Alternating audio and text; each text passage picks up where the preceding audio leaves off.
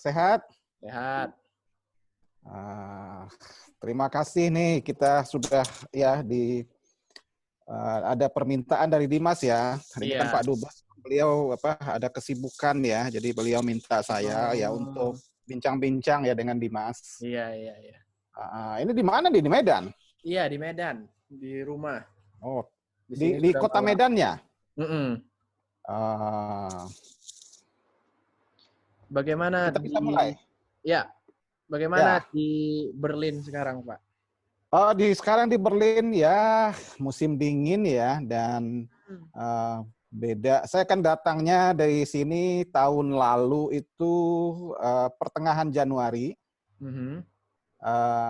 dan tidak ada salju. Oh ya, tahun lalu. Ya, jadi sudah lebih 3-4 tahun terakhir itu tidak ada salju. Nah, tahun ini ada walaupun tipis. Jadi dinginnya, gloomy-nya agak lebih dibandingkan tahun lalu saya lihat. Oh. Iya, tapi ya kita ya nikmati saja ya. Jadi di sana gimana? Wah, di sini tidak tentu cuacanya, tapi lebih sering sekarang hujan itu kalau sore, malam, yang terik. Oke. Iya. Oh. Jadi apa nih yang saya bisa share atau berikan ke Dimas ini untuk programnya ini nih? Ini podcast ya Pak dengan Pak Wakil Dubes, nantinya akan saya posting di YouTube channel saya. Oke. Banyak yang hadir biar lebih banyak bertambah kan dari sekarang. Iya. Germany. Sudah berapa sekarang ininya? Hah? Yang ini ada subscribe segala ya? Sudah berapa sekarang yang subscribe untuk ini? Subscribe-nya masih sedikit karena baru. Oh, baru. Sudah berapa lama ini? Kalau YouTube channel-nya, kalau sebenarnya podcastnya sudah dari Oktober tahun lalu. Namun YouTube channel-nya dari Desember, November begitu. Jadi karena kemarin sibuk dengan ujian, dengan segala macam, jadi agak break sedikit di YouTube-nya. Ya, tapi saya senang ya anak-anak muda ya kan milenial ini bagus ya. Dan sesuatu yang sangat produktif ya, kreatif gitu ya. Ini apalagi sekarang era digitalisasi ya. Jadi kita dukung, makanya saya juga senang sekali bisa hadir dalam acaranya, dalam program podcastnya Dimas ini. Ya. Nah, silakan. Oke, yang paling pertama ini pertanyaannya sangat vital sekarang saat ini dia itu tentang COVID-19 pandemic. Bagaimana situation di Germany yang bisa Bapak discuss, terutama penanganan hingga protokol dan juga vaksinnya? Baik, jadi tidak afdol kalau saya tidak bercerita ya dari sebelumnya ya. Ketika pertama kali kasus COVID itu dideteksi di Jerman, jadi itu tahun 2020 pada akhir Januari. Ya. Jadi itu sebenarnya itu kasus impor.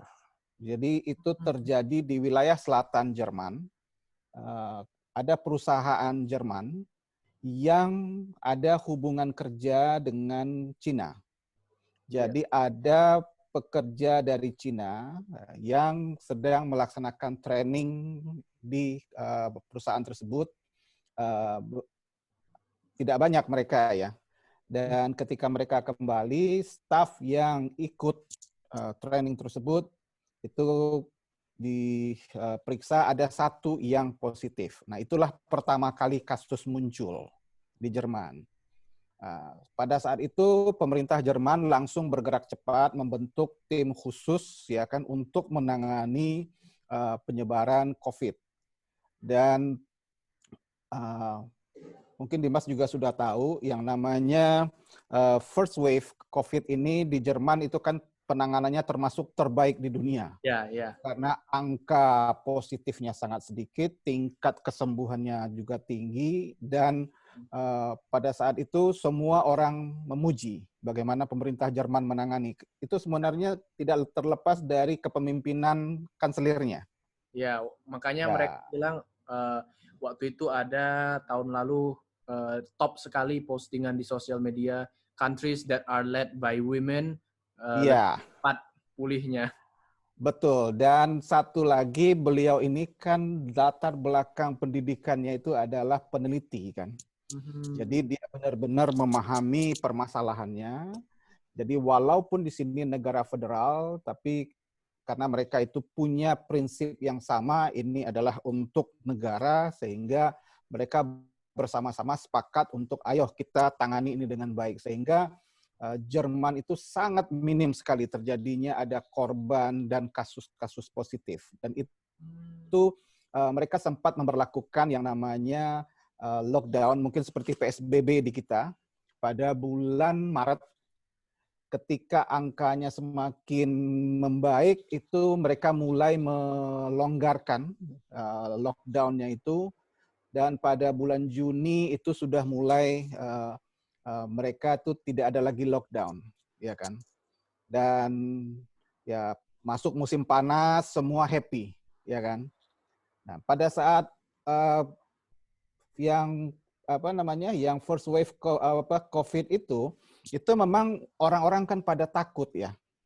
Karena ini kan sesuatu yang baru, terus aparat keamanan juga sangat disiplin.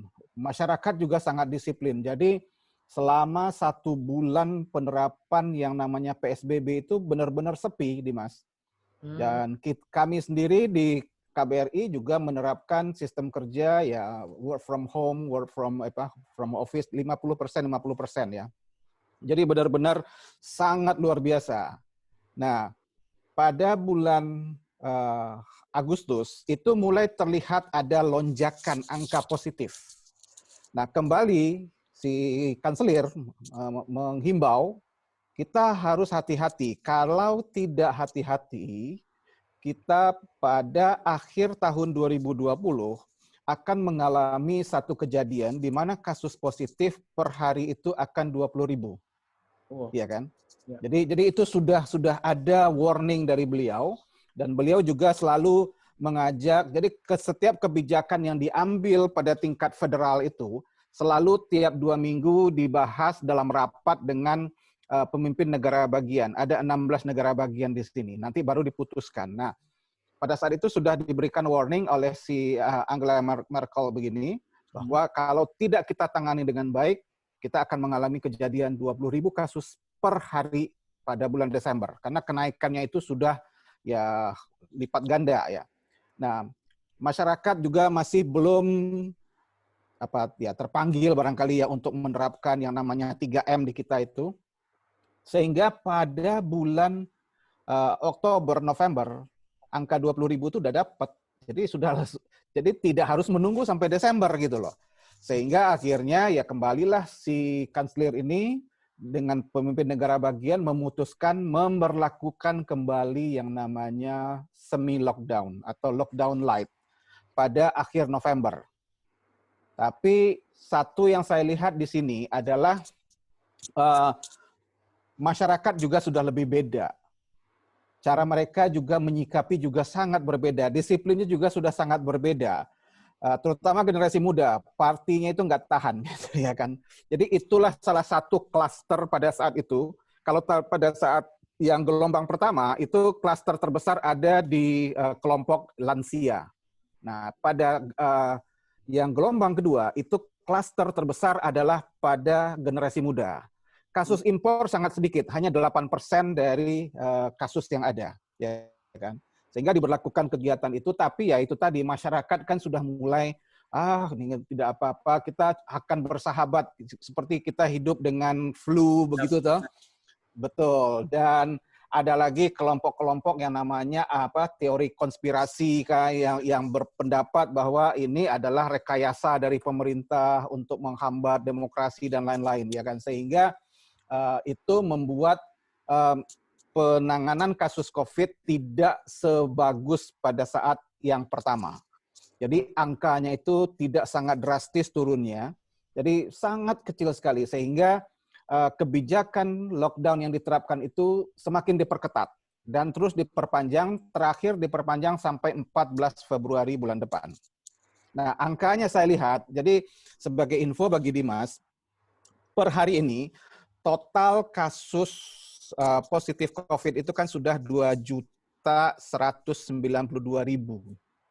Ya kan, dengan tingkat kematian sudah mencapai 55.700 sekian. Nah, tingkat kesembuhan juga bagus ya, 1.800.000 ya kan. Dan Dimas juga paham atau sudah mengetahui di akhir tahun sudah ada vaksin. Ya kan. Nah, Jerman kan juga ada vaksin yang mereka produksi sendiri bekerja sama dengan Amerika yang namanya BioNTech Pfizer. Ya. Nah, itu per hari ini itu baru 2% penduduk Jerman yang divaksin, terutama mereka yang adalah masuk prioritas 1. Jadi 2% itu lebih kurang sekitar 1.800.000 dari total 82 juta penduduk Jerman. Ya kan. Nah, ini pemerintah Jerman sekarang menghadapi masalah baru adalah adanya varian atau strain baru. Ya. Dari Inggris, dari Afrika Selatan, dari Brazil, sehingga dalam minggu ini mulai hangat pembahasan di level pimpinan Jerman untuk melakukan pelarangan sementara terbang untuk warga yang berasal dari negara-negara tersebut tadi, gitu. Ya kan? Nah, inilah penanganannya, Dimas, yang dilakukan oleh pemerintah Jerman. Terutama ini kan karena musim dingin ini ya, ini juga sudah diberikan warning oleh si kanselir pada summer tahun lalu. Kita kalau tidak bisa menangani dengan baik penyebaran COVID ini, musim dingin tahun ini akan menjadi musim dingin yang sangat mengerikan gitulah. Kasarnya istilahnya begitu gitu ya kan. Nah, tapi ini sekarang mereka mencoba untuk benar-benar lebih strict ya kan. Termasuk juga pemberlakuan denda terutama di negara-negara bagian tertentu, Dimas. Jadi itu wajib malahan ya. Kan di Berlin sendiri untuk masker itu masker wajib untuk kalau kita ke publik atau ke tempat umum itu wajib masker yang semacam N95. Oh, jadi that spesifik ya? Ya, spesifik. Jadi tidak bisa lagi masker biasa, tidak bisa. Jadi kalau kita ke toko-toko, ya, walaupun sekarang kan toko-toko yang non-essential store itu kan ditutup. Iya. Ya, tapi misalnya ke public transportation itu wajib pakai itu. Kalau kita tidak pakai, kita akan didenda. Ya, dan itu bagus ya. Sehingga saya lihat angkanya kalau minggu lalu saya masih melihat angkanya masih di atas 20.000 per hari. Dalam minggu ini saya lihat itu sudah sempat mencapai 6.000-an per hari. Angka positif ya. Nah, jadi itu. Tapi satu yang saya lihat adalah mereka itu benar-benar satu suara ya. Para pemimpinnya itu satu suara secara general ya. Jadi dengan negara bagian itu begitu. Jadi tidak ada yang misalnya pemimpin di daerah itu, wah saya akan blok gitu kan, tidak, saya akan lakukan misalnya lockdown total, itu nggak ada. Jadi mereka itu selalu setiap 2 minggu mereka duduk bersama, mereka bahas gitu ya, bagaimana kebijakan kita ini, apakah kita akan ease lockdown atau buat lebih strict lagi gitu. Itu Dimas gambaran umumnya mengenai penanganan COVID di Jerman, tapi harus diakui dan pemerintah Jerman juga sudah mengakui pemerintah Jerman itu tidak sebaik pada saat gelombang pertama penanganannya. Ya. Mungkin karena masyarakatnya juga banyak yang masyarakat. Ya. Kalau Jerman kan